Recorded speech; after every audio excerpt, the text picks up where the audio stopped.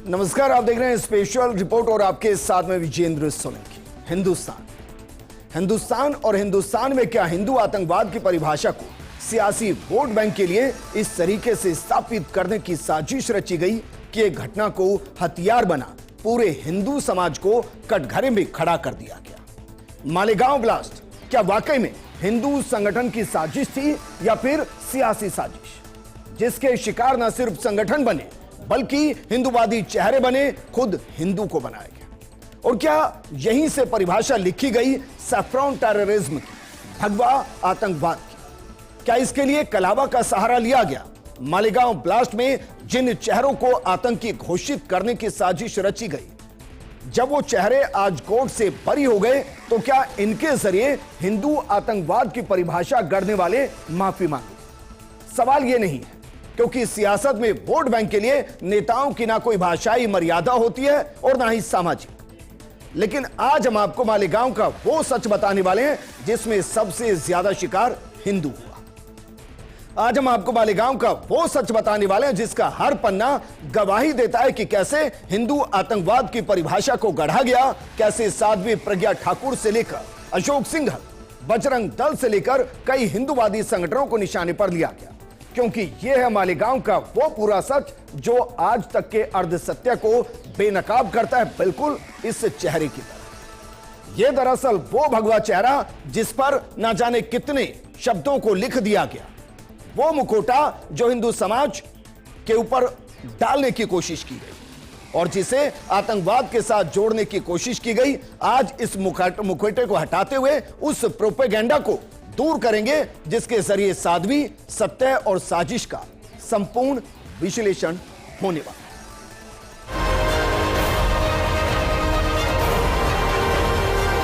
हिंसा इनका चरित्र है, हिंसा इनका व्यवहार है और नफरत इनकी स्ट्रेटेजी है।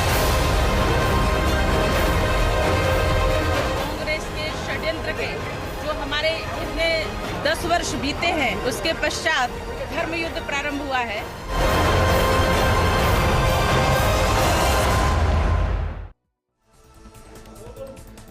मालेगांव के बारे में आप बहुत कुछ जानते होंगे, लेकिन यकीन से मैं कह सकता हूं कि बहुत कुछ नहीं जानते हो।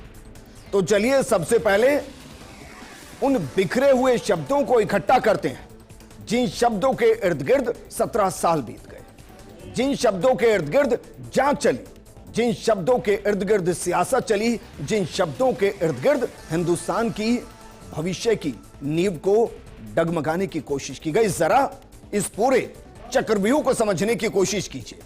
मालेगांव 29 सितंबर 2008। इस मालेगांव के चक्रव्यूह में कैसे कैसे एक दूसरे के साथ तारों को जोड़ा गया और उन तारों को जोड़ते हुए कैसे इस पूरे घटनाक्रम के कई डायमेंशंस को कनेक्ट किया गया। इसमें आगे चलकर प्रोग्राम में और इस पूरे 17 साल में आप जिन शब्दों को सुन रहे थे या जिन शब्दों को आपने कभी सुना ही नहीं, वो क्या क्या है? हिंदू आतंकवाद। यकीनन जहां जहां मालेगांव का जिक्र आया, आपने बार बार इस शब्द को सुना और ना सिर्फ इंडियन मीडिया में बल्कि इंटरनेशनल तौर पर भी इस शब्द का भरपूर इस्तेमाल हुआ। इसके अलावा सिमी, जिस शब्द का इस्तेमाल 2011 तक तो हुआ लेकिन उसके बाद नहीं हुआ। क्यों नहीं हुआ यह भी हम आपको बताएंगे। एलईटी, लश्कर तैयबा, इसका क्या वाकई में मालेगांव के साथ कोई कनेक्शन था और क्या उस कनेक्शन को जानबूझकर झुटला दिया गया या उससे जुड़े सबूतों को मिटा दिया गया? यह भी एक बड़ा सवाल। इसके अलावा अभिनव भारत, क्या वाकई में मालेगांव का कोई कनेक्शन अभिनव भारत के साथ था? अभिनव भारत के साथ अगर कनेक्शन था तो क्या वाकई में वो कनेक्शन साध्वी प्रज्ञा के साथ भी जुड़ रहा था? और कहीं ऐसा तो नहीं जो सिमी और एलईटी के साथ कनेक्शन जोड़ रहे थे वो इसे असल ए हदीस के साथ जोड़ रहे थे? क्या इसका कोई कनेक्शन मालेगांव घटना के साथ है? क्या भगवा कलावा का कोई कनेक्शन मालेगांव के साथ या उस हिंदू आतंकवाद के साथ है जिसकी परिभाषा को बीते 17 सालों के अंदर हिंदुस्तान के अंदर गढ़ने की कोशिश की गई? या फिर स्वामी असीमानंद का वो बयान मालेगांव की पूरी घटना को बदलता है, जिस स्वामी असीमानंद ने अपने बयान में खुद को ही मुकर दिया, जिन्होंने अपने बयान को वापस ले लिया और इस पूरे केस को बदल कर रख दिया। एनआईए की जांच क्या इन सारे तारों को सही से जोड़ रही थी?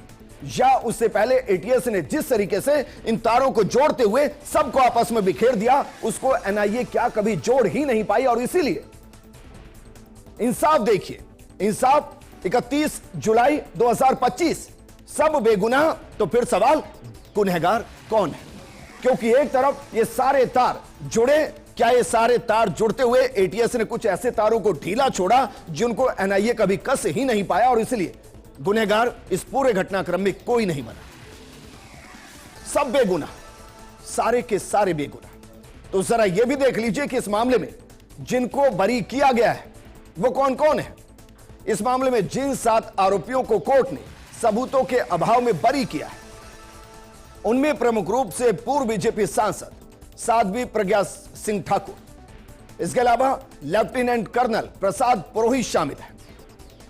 इसके अलावा रिटायर्ड मेजर रमेश उपाध्याय हैं, सुधाकर चतुर्वेदी हैं, अजय राहिरकर हैं, सुधाकर धर त्रिवेदी हैं और समीर कुलकर्णी हैं, जिनको अदालत ने दोष मुक्त करार दिया है।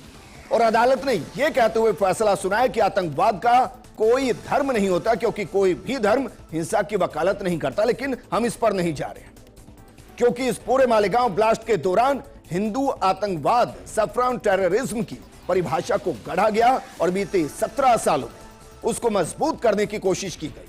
लेकिन सवाल यह कि अगर सब बरी हो गए तो फिर ये जो नाम अब हम आपको दिखाने वाले हैं, क्या इनके मौत के लिए कोई जिम्मेदार है भी या नहीं है?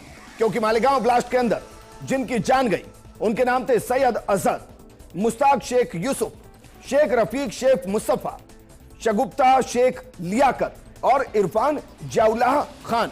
ये वो लोग जिनकी जान गई, जो मालेगांव ब्लास्ट के अंदर मारे गए।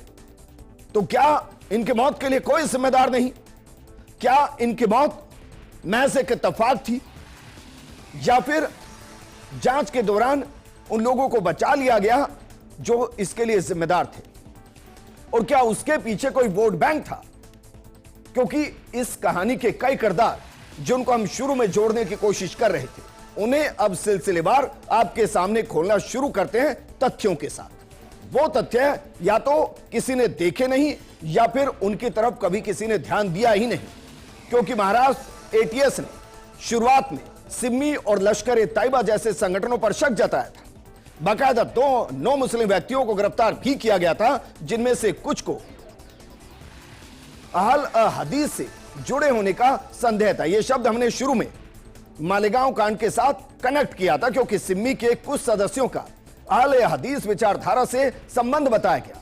2011 में एनआईए ने केस अपने हाथ में लिया और फिर केस की दिशा बदल गई। ये आगे चलकर हम आपको बताएंगे कि क्यों ऐसा हुआ।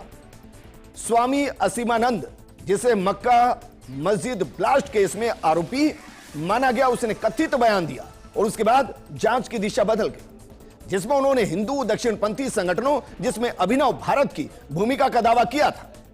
एनआईए ने 2016 में उन 9 मुस्लिम आरोपियों को बरी कर दिया जिन्हें पहले गिरफ्तार किया गया था, और आज वो भी बरी हो गए जिनको आरोपी माना जा रहा था। इसलिए हम सवाल उठा रहे हैं कि मालेगांव ब्लास्ट के दौरान जिनकी जान गई, क्या वाकई में उनका कोई हत्यारा नहीं है? क्या वो महज एक इत्तेफाक था?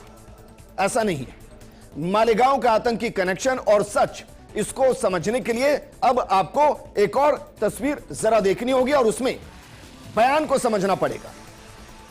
आरबीएस मनी की किताब है, इसको रोकिए जरा, the myth of Hindu terror inside account of ministry of home affairs 2006 से 2010।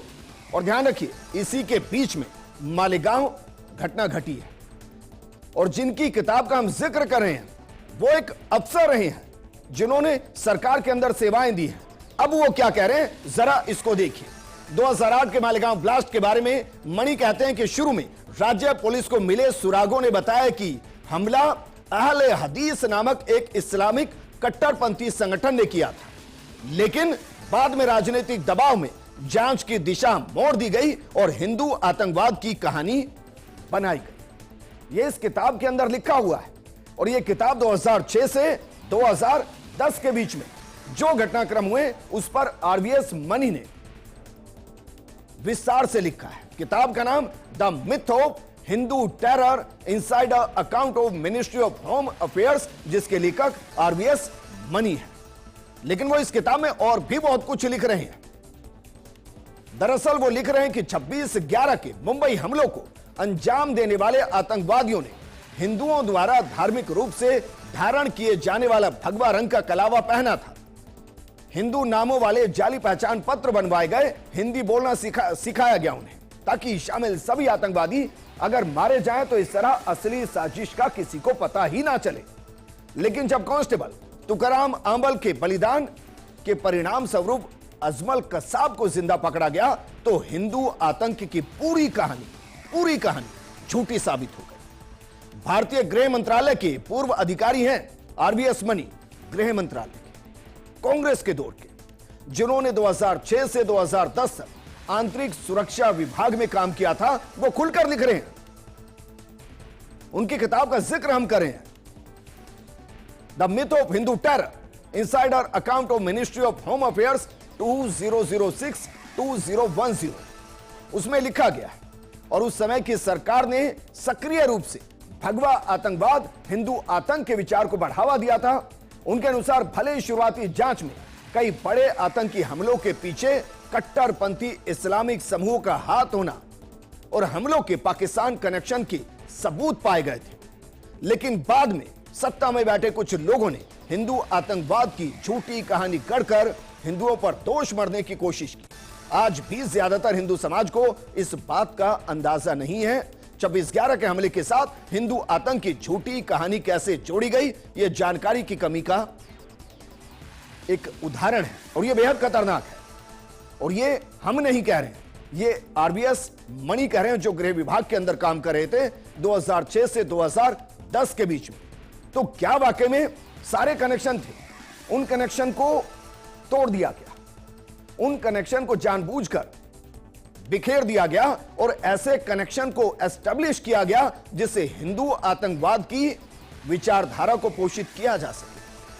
सिर्फ आरबीएस मनी नहीं है, कवर खटाना की किताब, उसमें भी कुछ ऐसा ही जिक्र है। उनकी किताब में क्या लिखा है? उनकी किताब में लिखा है कि देश में साजिश की तरफ इशारा हो रहा है। The game behind saffron terror 26/11 से पहले की घटनाओं पर फोकस यह किताब करती है और इस किताब में इस बात की तरफ इशारा है कि एक भारतीय राजनीतिक पार्टी ने पाकिस्तान की आईएसआई के साथ मिलकर भगवा आतंकवाद की झूठी कहानी गढ़ने में भूमिका निभाई थी। हालांकि इस किताब को एक काल्पनिक कहानी के रूप में पेश किया गया, लेकिन कई जानकार मानते हैं कि इसमें जो बातें लिखी हैं वो असली घटनाओं के काफी करीब है। उनका कहना है कि अगर कोई व्यक्ति खुले स्रोतों से उपलब्ध जानकारी को ध्यान से देखे तो वो कहानी को आसानी से समझ सकता है। दरअसल ये सेवानिवृत्त खुफिया अधिकारी हैं, कर्नल खटाना सेवानिवृत्त खुफिया अधिकारी, और जिन घटनाओं और पैटर्न को उन्होंने दिखाया वो आपस में जुड़ रहे हैं और सच को सामने ला रहे हैं। लेकिन उन्होंने इस किताब को, जिसका एक फोटो फ्रंट पेज हम आपको दिखा रहे हैं, उसमें इसे फिक्शन कहानी बताया ताकि इस पर सवाल ना खड़े हो। इस पर एक फिल्म भी बन चुकी है। लेकिन मालेगांव का सच सिर्फ इतना नहीं है। मालेगांव महाराष्ट्र के अंदर क्या वाकई में सेंटर की सरकार का महाराष्ट्र में कोई इंटरेस्ट था?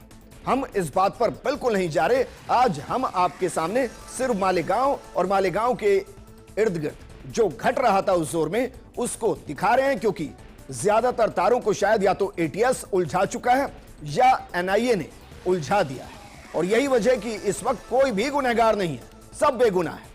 लेकिन उस जोर में घट क्या रहा था, उन तारों को हम आपके सामने ला रहे हैं। अगर आप जोड़ना चाहें तो जोड़िए, और अगर आपको लग रहा है कि नहीं जोड़ना तो कोई बात नहीं। 17 साल से वो वैसे भी बिखरे पड़े हैं।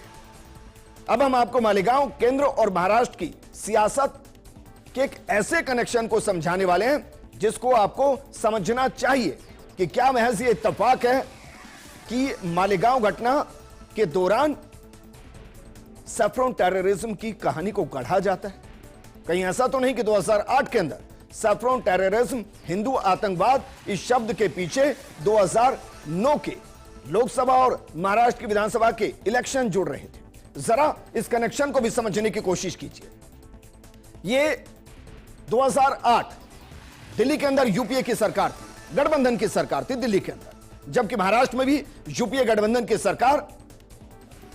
उस दौर में दिल्ली की सरकार के अंदर जो गृह मंत्री थे वो शिवराज पाटिल थे जो महाराष्ट्र से आते हैं। जबकि दूसरी तरफ जरा देखिए, जो महाराष्ट्र के गृह मंत्री थे वो आर पाटिल थे, जो कि राकापा यानी कि शरद पवार की पार्टी के कोटे से गृह मंत्री थे।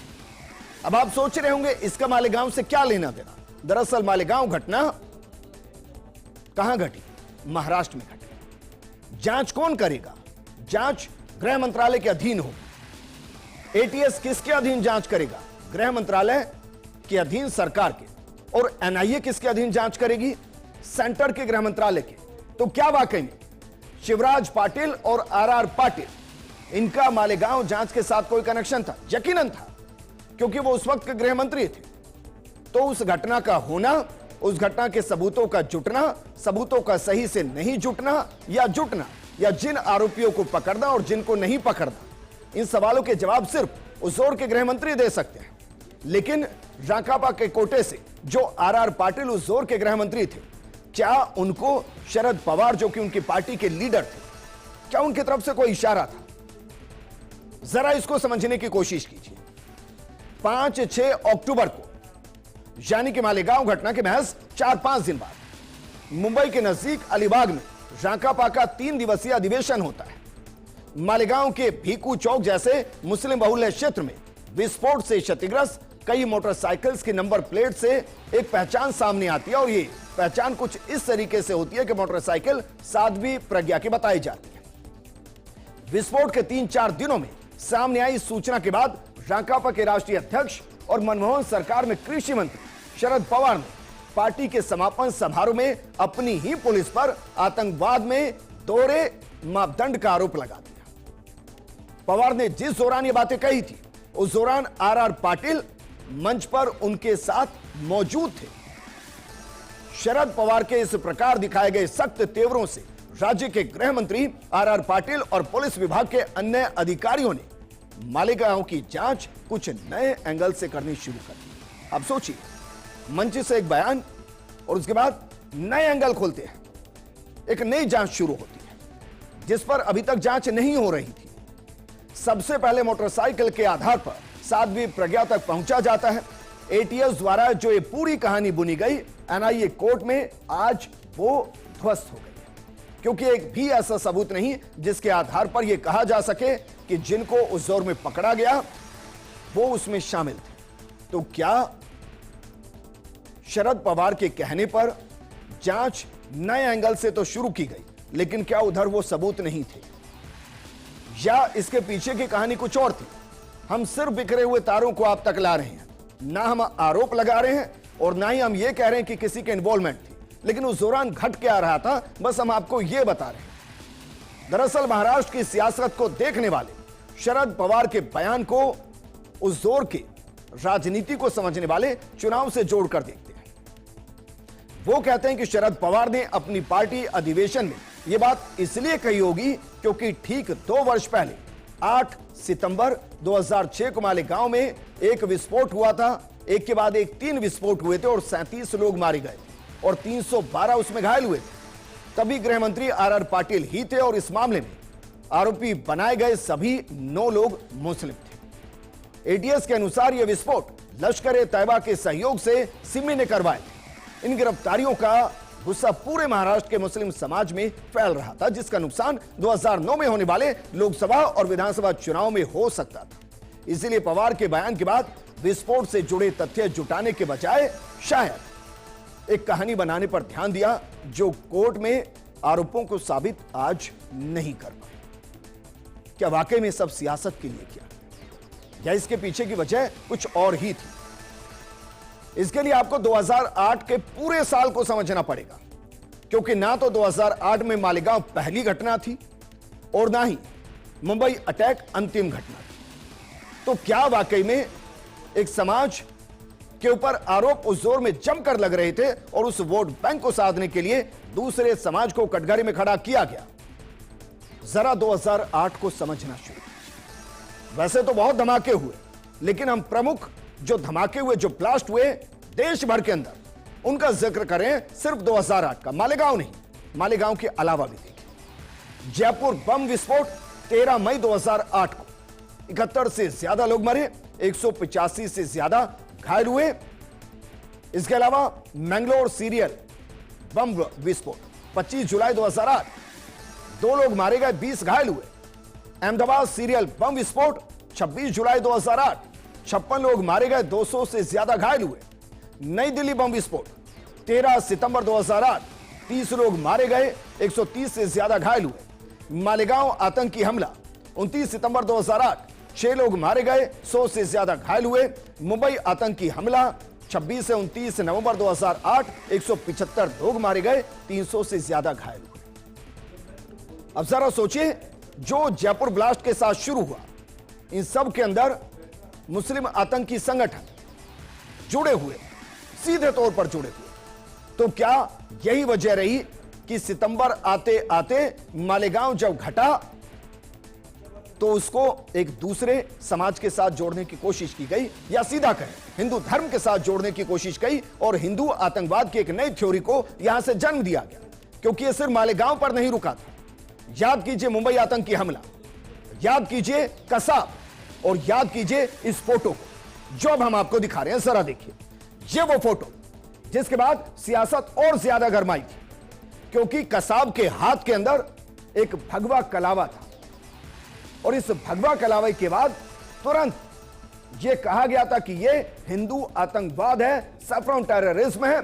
और कमाल के बाद देखिए, दिग्विजय सिंह जो उस दौरान कांग्रेस के एक बड़े लीडर थे, वो एक किताब को भी लॉन्च करते हैं 2010 के अंदर, आरएसएस की साजिश 26/11। आरएसएस की साजिश 26/11। सिर्फ इतना नहीं, वो एक बयान भी देते हैं, बाकायदा मीडिया के सामने आकर बोलते हैं। और वो क्या बोलते हैं, ये भी आपको समझना चाहिए। वो वीडियो आप आराम से देख सकते हैं, लेकिन उसमें जो प्रमुख तौर पर कहा गया वो हम आपको बता रहे हैं। उन्होंने कहा, ना तो ये बुक जिसको वो लॉन्च करें, आरएसएस की साजिश 26/11, ना तो ये बुक में कहीं और ना ही कोई सबूत ये तय कर पाया कि मुंबई अटैक में पाकिस्तानी आतंकवादी या पाकिस्तान का कोई कनेक्शन है।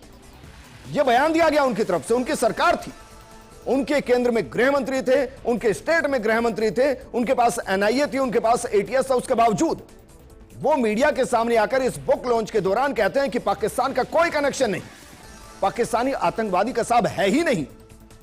वो कहते हैं कि निश्चित तौर पर अशोक सिंघल के खिलाफ कार्रवाई होनी चाहिए, क्योंकि वो मानसिकता ये वो है जिससे ये सारे लोग ग्रसित हैं। हिंसा इनका चरित्र है, हिंसा इनका व्यवहार है, और नफरत इनकी रणनीति। आरएसएस और उसके सहयोगी संगठन आतंकवादी गतिविधियों में शामिल है। दिग्विजय सिंह, कांग्रेस के नेता, इसको मीडिया के सामने आकर बयान देते हैं और खुलकर बोलते हैं। जबकि उसी दौर में पी चिदम्बरम क्या कह रहे थे? वो कह रहे थे कि कुछ दक्षिणपंथी धार्मिक समूहों द्वारा आतंकवादी गतिविधियों में शामिल होने के सबूत मिले हैं, विशेष रूप से 2006 के मालेगांव बम विस्फोटों के संदर्भ में, जहां शुरुआती जांच में गलत लोगों को फंसाया गया, लेकिन बाद में जांच में हिंदू चरमपंथी समूहों की तरफ इशारा हुआ। यह पी चिदम्बरम की तरफ से बयान दिया गया। हालांकि एक बयान सुशील कुमार शिंदे की तरफ से भी दिया गया था, लेकिन 2013-23 के आसपास का एक पॉडकास्ट आपको मिल जाएगा, जहां वो खुद कह रहे हैं कि उनको ऊपर से पार्टी की तरफ से कहा गया था कि आपको हिंदू आतंकवाद शब्द का इस्तेमाल करना है, और वो खुद डिनाई कर रहे हैं कि मुझे उस दौर में नहीं पता था कि ये क्या होता है और क्यों इसको कनेक्ट किया जा रहा है, लेकिन पार्टी ने कहा कि ऐसा बोलना है तो ऐसा बोला गया। लेकिन ऐसा क्यों बोला गया, इसको समझने के लिए अब आपको राहुल गांधी के एक ऐसे बयान का जिक्र हम करें जिसको विकीलीक्स ने बाकायदा सार्वजनिक किया। दरअसल राहुल गांधी के हिंदू आतंकवाद पर बयान का उल्लेख 2010 में विकीलीक्स द्वारा लीक हुए एक अमेरिकी दूतावास के केबल के अंदर मिलता है, और यह बयान 20 जुलाई 2009 को नई दिल्ली में अमेरिकी राजदूत टिमोथी रोमर के साथ एक निजी बातचीत के दौरान दिया गया था। अब आप सोचिए, 2010 में अचानक से तमाम कांग्रेस के नेता हिंदू आतंकवाद की परिभाषा को क्यों करने लगते हैं? शायद वो राहुल गांधी की इस लाइन को फॉलो कर रहे हैं। दरअसल प्रधानमंत्री डॉक्टर मनमोहन सिंह द्वारा उस दौर में अमेरिकी विदेश मंत्री हिलेरी क्लिंटन के लिए आयोजित दोपहर के भोज में ये बातें हुई। यह बातचीत मालेगांव ब्लास्ट 2008 की जांच के संदर्भ में महत्वपूर्ण है, क्योंकि उस समय हिंदू आतंकवाद का नैरेटिव चर्चा में था और आजूत रोमर ने राहुल गांधी से लश्कर तैयबा की भारत में गतिविधियों और तत्कालीन खतरे के बारे में सवाल पूछा था। केबल के अनुसार राहुल गांधी ने कहा, हालांकि भारत के कुछ स्वदेशी मुस्लिम समुदायों के बीच एलईटी के लिए कुछ समर्थन के सबूत थे, लेकिन बड़ा खतरा रेडिकलाइज हिंदू समूहों की वृद्धि से हो सकता है, जो मुस्लिम समुदाय के साथ धार्मिक तनाव और राजनीतिक टकराव पैदा करते हैं।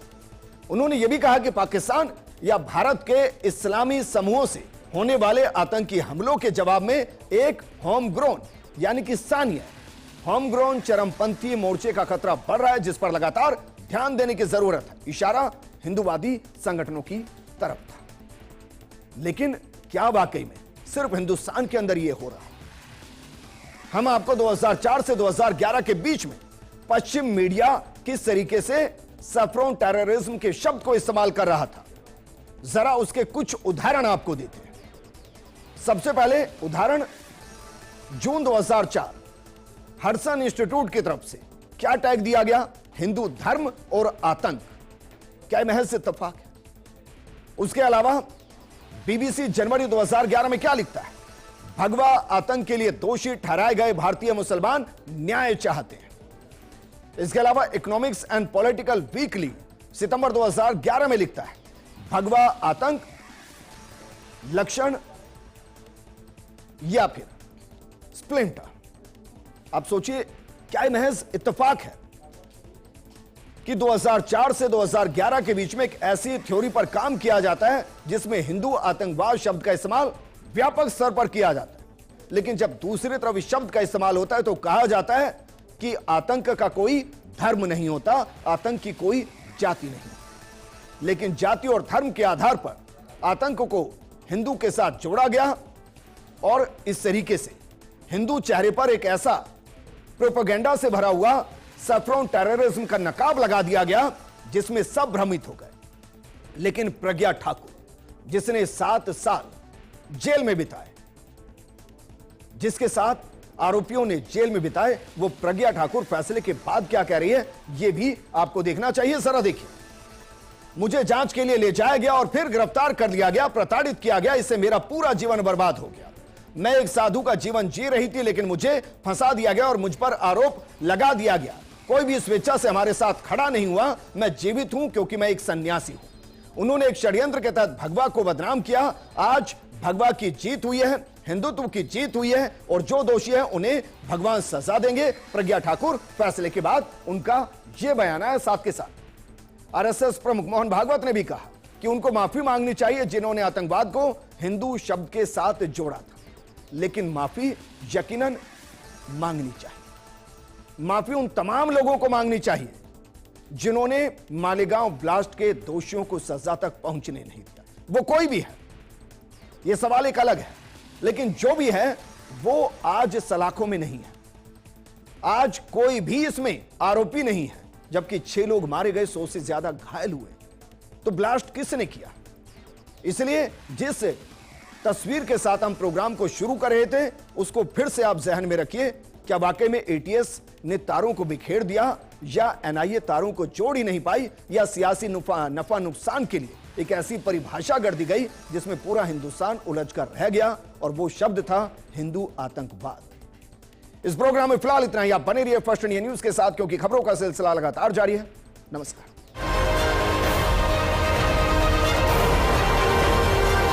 हिंसा इनका चरित्र है, हिंसा इनका व्यवहार है और नफरत इनकी स्ट्रैटेजी है। कांग्रेस के षड्यंत्र के जो हमारे इतने 10 वर्ष बीते हैं, उसके पश्चात धर्म युद्ध प्रारंभ हुआ है।